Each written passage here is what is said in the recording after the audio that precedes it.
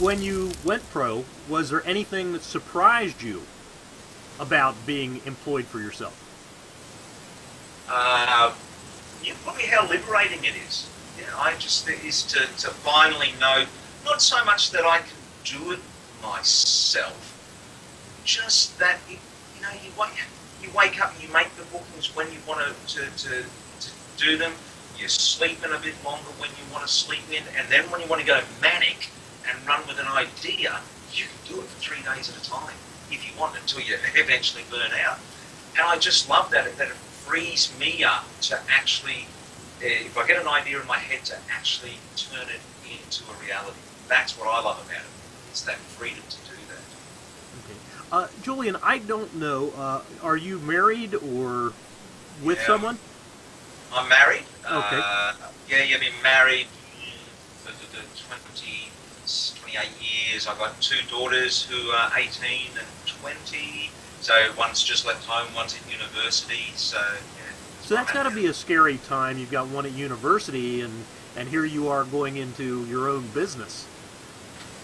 Uh, yeah, but one of the things that I've learned is that you've got to spend money to make money. And this is one of the big things about doing courses, even like, the course you're running, is that when you look at those figures and you go, oh, I'm not going to spend that amount of money, I can't afford that. You do it and you learn so much, and that money comes back to you. So I'm always buying courses and subscribing to new courses, because it doesn't matter when you're never going to get. There's no one course that's tailored to you. You always find just those little gems, and then they build. They build to become a strength and a base to your career that you can go on. So, look, and this is something you've got to understand. When I was a documentary cameraman, I was a documentary cameraman for ABC TV in Australia. That's like the US version. It's to PBS. It's public broadcasting. So it's a really non-commercial mindset. So I came from this non-commercial mindset into running a business myself. I had a huge steep learning curve. So if I can do it, I don't get why other people can't do it. I started from ground zero, and I subscribed to courses. I listened to people who I thought were worth listening to, and I mimicked what they did. And my bookings come in. I don't spend any money on advertising. I know I probably should, because Coke advertisers and McDonald's advertisers, but all my work comes through the internet. I've got such a good presence on the internet now. Work from the internet and just referrals from previous jobs keeps me. I'm